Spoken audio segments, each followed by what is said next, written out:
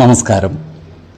വേദാംഗ ജ്യോതിഷത്തിലെ അമൂല്യമായ അറിവുകളും മറ്റ് ആധ്യാത്മിക ജ്ഞാന ഉപദേശങ്ങളും പകർന്നു തരുന്ന പ്രശാന്തം ആസ്ട്രോ ചാനലിലേക്ക് ഏവർക്കും സ്വാഗതം. ഈ ചാനൽ ഇതുവരെയും സബ്സ്ക്രൈബ് ചെയ്യാത്തവർ ഇപ്പോൾ തന്നെ സബ്സ്ക്രൈബ് ചെയ്യുക. നോട്ടിഫിക്കേഷൻ ലഭിക്കുന്നതിനായി ബെൽ ബട്ടൺ അമർത്തുമല്ലോ. ഒപ്പം ചാനൽ ലൈക്ക് ചെയ്യുക, ഷെയർ ചെയ്യുക, കമൻറ്റ് ചെയ്യുക. കൊല്ലവർഷം 1200 ആണ്ടിലെ മീനസംക്രമം ഉത്രം നക്ഷത്രത്തിലാണ്. മീനം 1-ാം തീയതിയിലെ ഗ്രഹനില അനുസരിച്ച് എടവം രാശിയിൽ സർവേശ്വരകാരകനായ വ്യാഴവും, മിഥുനത്തിൽ കുജനും, കന്നിയിൽ ചന്ദ്രനും കേതുവും, കുംഭം രാശിയിൽ ശനിയും, മീനത്തിൽ ആദിത്യനും ബുധനും ശുക്രനും രാഹുവും ഗുളികനും സ്ഥിതി ചെയ്യുന്നു.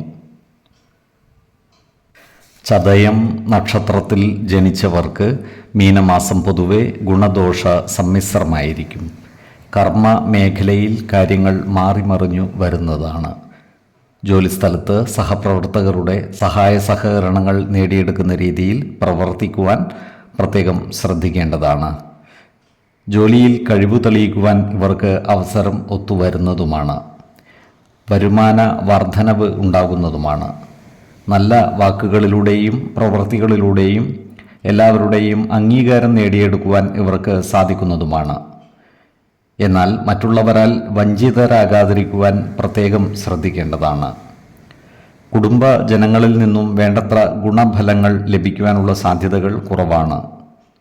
അതുപോലെ സഹോദരന്മാരുടെ കാര്യത്തിൽ മനോവിഷമം നേരിടുവാനുള്ള സാധ്യതകളും കാണുന്നുണ്ട്. അതിനാൽ കുടുംബ ജനങ്ങൾക്ക്, പ്രത്യേകിച്ചും സഹോദരന്മാർക്ക് വേണ്ട സഹായ സഹകരണങ്ങൾ നൽകുവാൻ പരമാവധി പരിശ്രമിക്കേണ്ടതാണ്. അഗ്നിയുമായി ബന്ധപ്പെട്ട ജോലികളിൽ ഏർപ്പെടുന്നവർ വേണ്ടത്ര സുരക്ഷാ ക്രമീകരണങ്ങൾ കൈക്കൊള്ളേണ്ടതാണ്. ഈ നക്ഷത്രക്കാർക്ക് ദൂരയാത്രകൾ ആവശ്യമായി വരുന്നതാണ്. സന്താനങ്ങളുടെ കാര്യത്തിൽ മനോവിഷമം വന്നു ചേരുവാനുള്ള സാധ്യതകളും കാണുന്നുണ്ട്. അതിനാൽ മക്കളുടെ ആരോഗ്യം, വിദ്യാഭ്യാസം, ജോലി, വിവാഹം തുടങ്ങിയ കാര്യങ്ങളിൽ ഉചിത തീരുമാനം കൈക്കൊള്ളുവാൻ പ്രത്യേകം ശ്രദ്ധിക്കേണ്ടതാണ്. വിശ്വാസികളായവർക്ക് ഇത്തരം കാര്യങ്ങൾക്കായി ജാതക പരിശോധന ചെയ്ത് ഉത്തമ തീരുമാനം എടുക്കാവുന്നതുമാണ്.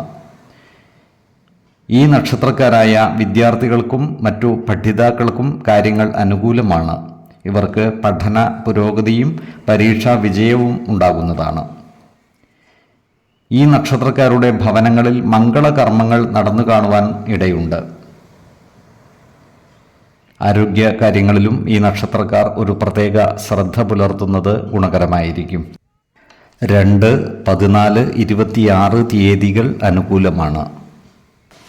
ഈ നക്ഷത്രക്കാർ ജനിച്ച സമയത്തെ അടിസ്ഥാനമാക്കിയുള്ള ജാതകത്തിലെ ലഗ്ന രാശിയുടെയും ലഗ്ന അധിപന്റെയും സ്ഥിതിയും ശുഭ-പാപ ഭാവങ്ങളുടെ സ്ഥിതിയും ഓരോ രാശിയിലെയും ഗ്രഹങ്ങളുടെ സ്ഥിതിയുമനുസരിച്ച് ഇവരുടെ പൊതുഫലത്തിൽ ഏറ്റക്കുറച്ചിലുകൾ ഉണ്ടാകുവാനിടയുണ്ട്. കുടുംബ ദേവതകളെയും ഇഷ്ടദേവതകളെയും ഉപാസിക്കുന്നത് ഇവർക്ക് ആയുരാരോഗ്യ സൗഖ്യമേകും. ഇഷ്ടദേവതാ മന്ത്രം 108 തവണ ദിനംതോറും ലിഖിത ജപം ചെയ്തു വരുന്നത് ഇവർക്ക് സർവ്വ ഐശ്വര്യങ്ങളുമേകും.